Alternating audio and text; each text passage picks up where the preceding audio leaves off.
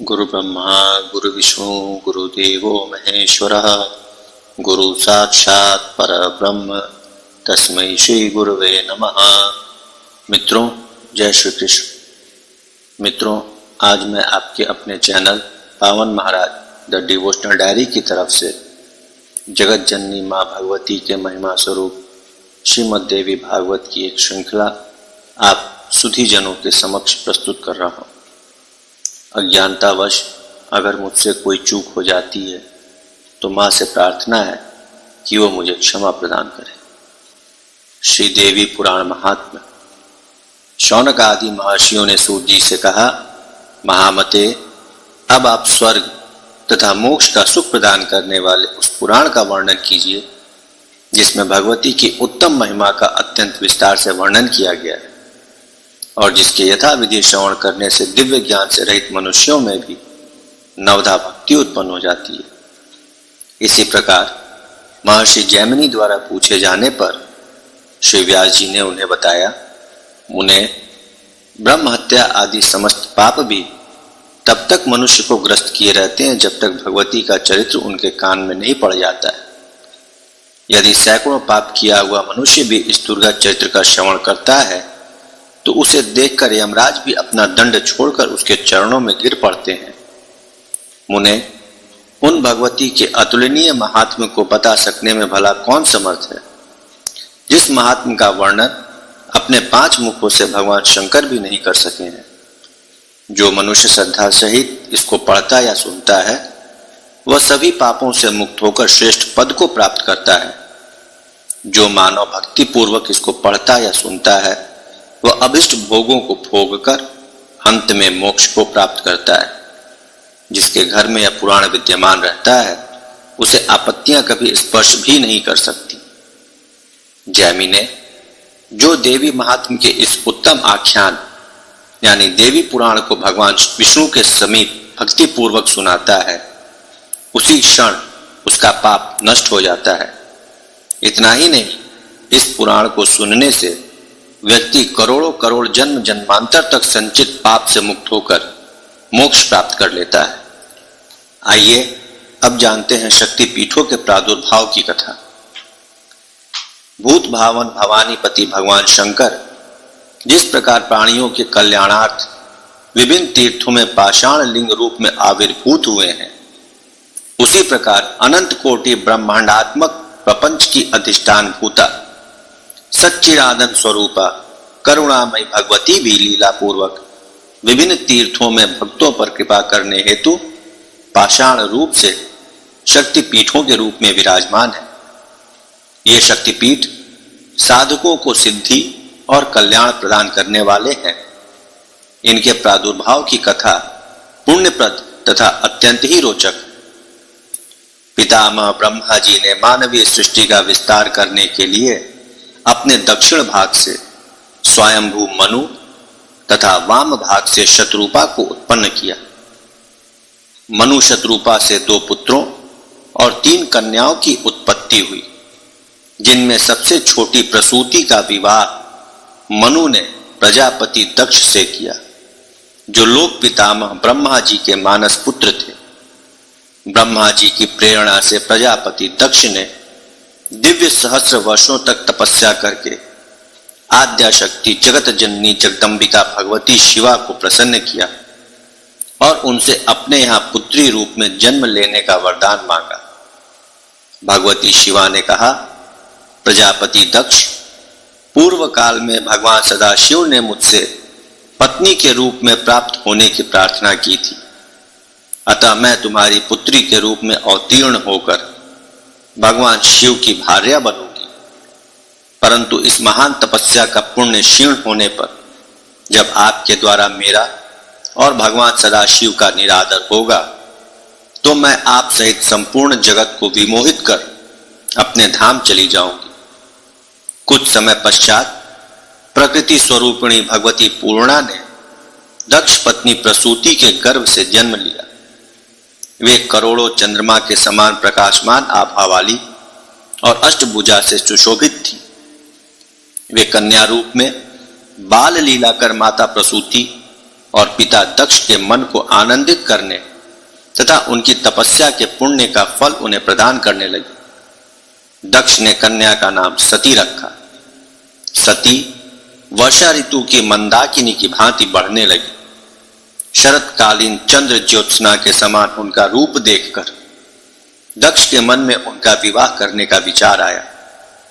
शुभ समय देखकर उन्होंने स्वयंवर का आयोजन किया, जिसमें भगवान सदाशिव के अतिरिक्त सभी देव, दानव, यक्ष, गंधर्व, ऋषि तथा मुनि उपस्थित थे। दक्ष मोहवश शिव के परम तत्व को न जानकर उन्हें श्मशानवासी भिक्षुक मानते हुए उनके प्रति निरादर का भाव रखते थे।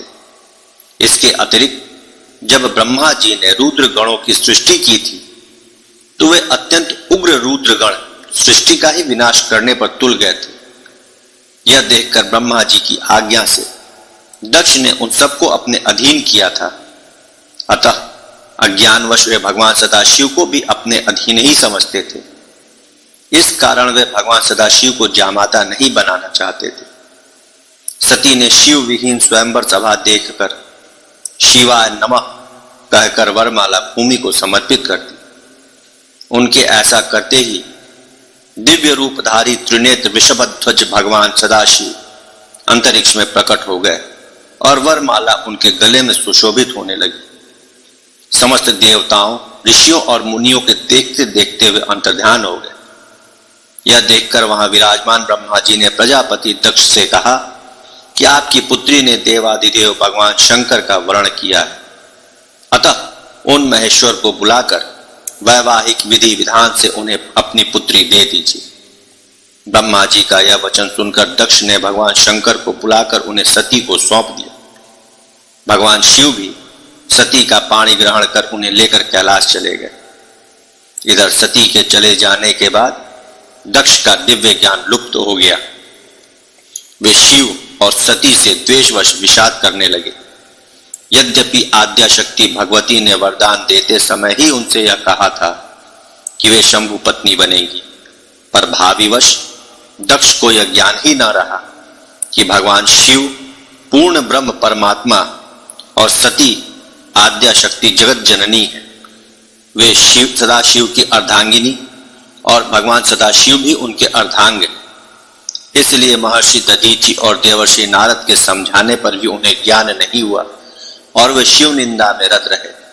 इतना ही नहीं, उन्होंने शिव से द्वेषवश एक महान यज्ञ का आयोजन भी किया, जिसमें सभी देवताओं को तो आमंत्रित किया गया, परंतु न तो सती को बुलाया गया और न ही शिव को।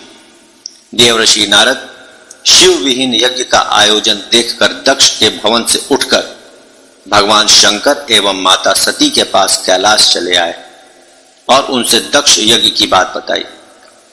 भगवान शंकर ने निर्विकार भाव से कहा, जब दक्ष ने हम लोगों को बुलाया नहीं तो हमारे वहां जाने का क्या उद्देश्य। उस प्रजापति दक्ष की जैसी इच्छा हो वैसा वह करे। इस पर नारद जी ने सती से कहा, सुरेश्वरी, भगवान शंकर तो परम योगी, उनके लिए मान क्या अपमान क्या, परंतु उस अहंकारी दक्ष प्रजापति को यदि आपने दंड नहीं दिया तो लोगों में भगवान शिव के प्रति अनास्था का भाव उत्पन्न हो जाएगा। अतः आपका वहां जाना आवश्यक है। ऐसा कहकर नारद जी पुनः दक्ष भवन के लिए चल दिए। नारद जी के चले जाने के बाद सती ने शिव से पिता के यज्ञ में जाने की अनुमति मांगी। इस पर शिव ने कहा, दक्ष के यहां मेरी निंदा ही होगी, अतः तुम्हारा मेरे निंदक के यहां जाना उचित नहीं। शिव द्वारा अनुमति न देते देखकर सती ने अपना विराट रूप प्रकट किया। वे भगवती जगदम्बा 10 महाविद्याओं से परिवृत थी। उन्होंने सदाशिव से कहा कि मैं या तो आपको यज्ञ में भाग दिलवाऊंगी, नहीं तो यज्ञ का नाश कर दूंगी। यह देख भगवान शिव ने उन्हें जाने की अनुमति दे दी। सती ने 10,000 सिंहों से युक्त स्वर्ण मंडित विशाल रथ पर आरूढ़ हो नंदी को सारथी बना दक्ष भवन के लिए प्रस्थान किया। दक्ष भवन में पहुंचने पर माता प्रसूति ने तो सती का आदर सत्कार किया, परंतु अन्य बंधु बांधवों और बहनों के भाव व्यंग्यात्मक ही रहे। इसके बाद वे सती यज्ञ मंडप में पहुंची, जहां दक्ष देवताओं के साथ यज्ञ कर रहे थे। वहां शिव का भाग न देखकर सती ने क्रुद्ध हो भयंकर महाकाली का रूप धारण कर लिया। वे श्याम वर्णा, मुक्तकेशी, दिगंबरी और आग्नेय नेत्रों वाली हो गई। उन्हें इस प्रकार देखकर क्रुद्ध दक्ष ने कहा, सती, तुम मेरे यहाँ सुवर्ण के समान गौर वर्ण वाली और दिव्य वस्त्राभूषणों से अलंकृत रहती थी, परंतु तुमने अपनी इच्छा से अयोग्य पति का वर्ण किया, अतः काली और दिगंबरी हो गई। दक्ष द्वारा शिव के प्रति ऐसे निंदा, द्वेष और व्यंग्यपूर्ण वचनों को सुनकर क्रुद्ध हो सती ने अपने ही समान रूप वाली छाया सती को प्रादुर्भूत किया और उसे यज्ञ कुंड में प्रवेश कर यज्ञ का नाश कर देने का आदेश दे स्वयं अंतर्ध्यान हो गई। वे देवी सती, जो स्वयं आद्या शक्ति पूर्णा प्रकृति थी, पल भर में करोड़ों दक्षों का संहार करने में सक्षम थी, परंतु पिता के गौरव की रक्षा के लिए उन्होंने ऐसा किया। शिव निंदा से क्रुद्ध छाया सती ने दक्ष से कहा, महामूर्ख, तू शिव की निंदा क्यों कर रहा है? शिव निंदक इस जीवा को काट डालो। दुर्बुद्धे, ऐसा प्रतीत होता है कि आज ही तुझे शिव निंदा का फल प्राप्त हो जाएगा और तेरा सिर धड़ से अलग हो जाएगा। छाया सती की इन बातों को सुनकर क्रोध से आंखें लाल कर दक्ष बोले, कुपुत्री, तू मेरी आंखों से ओझल हो जा। प्रेत भूमि निवासी शिव की पत्नी होकर तुम मेरे लिए मर गई हो। तुझे देखने से क्रोधाग्नि में मेरा शरीर जल रहा है, अतः तू शीघ्र यहां से चली जा। दक्ष के ऐसे वचनों को सुनकर छाया सती ने भयंकर स्वरूप धारण कर लिया। उनके तीनों नेत्र जाज्वलमान थे, नक्षत्र मंडल तक ऊंचा मस्तक था और मुख अत्यंत विशाल था। सिर से पैर तक विशाल केश राशि खुली थी। यह मध्यान्हकालीन हजारों सूर्यों की भांति प्रकाशमान और प्रलयकारी मेघ के समान श्याम वर्ण थी। क्रोध पूर्वक बार बार अट्टहास करते हुए उन्होंने दक्ष से गंभीर वाणी में कहा, मैं तुम्हारी आंखों से ही दूर नहीं हो जाऊंगी, बल्कि तुम्हारे द्वारा उत्पन्न इस शरीर से भी शीघ्र ही अवश्य बाहर चली जाऊंगी। ऐसा कहकर वे देवी छाया सती सभी देवताओं के देखते देखते यज्ञाग्नि में प्रवेश कर गई। उनके ऐसा करते ही पृथ्वी कांपने लगी। भयंकर गर्जना के साथ वेग पूर्वक वायु बहने लगी, उल्कापात होने लगे और रक्त की भयंकर वर्षा होने लगी। यज्ञ कुंड की अग्नि बुझ गई और सभी देवता भय से पीले हो गए। सियार और कुत्ते हव्य का भक्षण करने लगे तथा यज्ञ मंडप श्मशान की भांति हो गया। परंतु दीर्घ श्वास लेते हुए दक्ष ने पुनः यज्ञ आरंभ करा दिया। यह देखकर नारद जी ने शीघ्रता पूर्वक कैलाश की ओर प्रस्थान किया। नारद जी से यज्ञाग्नि में सती के भस्मीभूत हो जाने का समाचार पाकर भगवान सदाशिव क्रोध और शोक से विह्वल हो गए। उनके तीसरे नेत्र से करोड़ों मध्यान्हकालीन सूर्यों के समान प्रकाशमान वीरभद्र प्रकट हुए, जो कालांतक यम के समान भयंकर स्वरूप वाले थे। उन्हें भगवान रुद्र ने दक्ष यज्ञ का नाश करने और दक्ष का सिर काट लेने का आदेश दिया। उन भगवान रुद्र के श्वास से हजारों रुद्र गणों की उत्पत्ति हो गई। वीरभद्र ने यज्ञ में जाकर यज्ञ नष्ट कर दिया तथा दक्ष का सिर काट डाला। अन्य देवगण जो भगवान शंभु की निंदा सुन रहे थे, उन्हें भी दंड दिया। दक्ष यज्ञ के रक्षक भगवान विष्णु को भी वीरभद्र से पराजित होना पड़ा। उनकी कौमोदकी गदा वीरभद्र से टकराकर चूर चूर हो गई और सुदर्शन चक्र वीरभद्र के गले की माला की भांति सुशोभित हो गया। खड्ग हाथ में लिए स्वयं भगवान विष्णु भी स्तंभित हो गए। अंत में ब्रह्मा जी तथा अन्य देवताओं की प्रार्थना पर भगवान शिव ने बकरे का सिर लगाकर दक्ष को जीवित किया तथा समस्त देवताओं को स्वस्थ कर यज्ञ पूर्ण कराया। इतना सब होने पर भी भगवान शंभु सती के शोक में प्राकृत पुरुष की भांति विह्वल हो रहे थे। उनकी ऐसी दशा देखकर ब्रह्मा और विष्णु ने जगत जननी जगदम्बा की स्तुति की। प्रसन्न हो भगवती ने अंतरिक्ष में दर्शन देते हुए कहा, शंभो, मैंने आपका परित्याग नहीं किया है। आप ही मुझे महाकाली के हृदय स्थान है। आपके पति भाव से मेरा अनादर किया था, इसीलिए मैं कुछ समय तक पत्नी रूप में आपके साथ नहीं रह सकूंगी। महेश्वर, मेरा छाया शरीर दक्ष के यज्ञ भवन में पड़ा है, उसे आप सिर पर धारण करके संपूर्ण भूतल पर भ्रमण करें।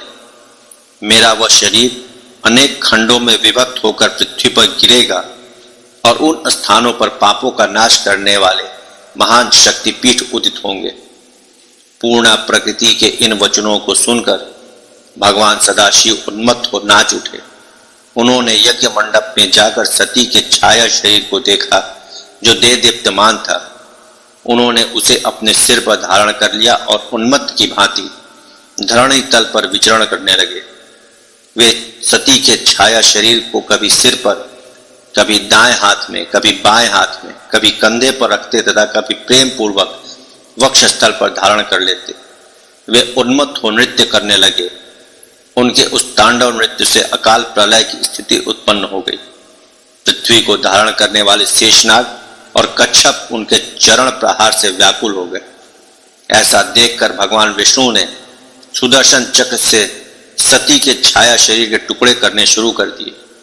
नृत्य करते हुए शिव जब पैर पटकते तो विष्णु चक्र चलाकर छाया शरीर के टुकड़े काट गिराते। इस प्रकार छाया शरीर के अंग प्रत्यंग धरातल पर गिरने से 51 शक्तिपीठ बन गए। यूं तो जगदम्बा की उपासना के जागृत धाम अनेक स्थानों पर विख्यात है और जन सामान्य में उनके प्रति अगाध श्रद्धा भी है, किंतु देवी पुराण में शक्ति पीठों की संख्या 51 बताई गई है। तो मित्रों, यह था देवी पुराण महात्म्य और शक्ति पीठों के प्रादुर्भाव की कथा। आपको ये श्रृंखला का प्रथम भाग कैसा लगा? कृपया कमेंट में इसे अवश्य बताएं और बावन महाराज द डिवोशनल डायरी को लाइक, शेयर और सब्सक्राइब अवश्य करें। धन्यवाद। जय श्री कृष्ण।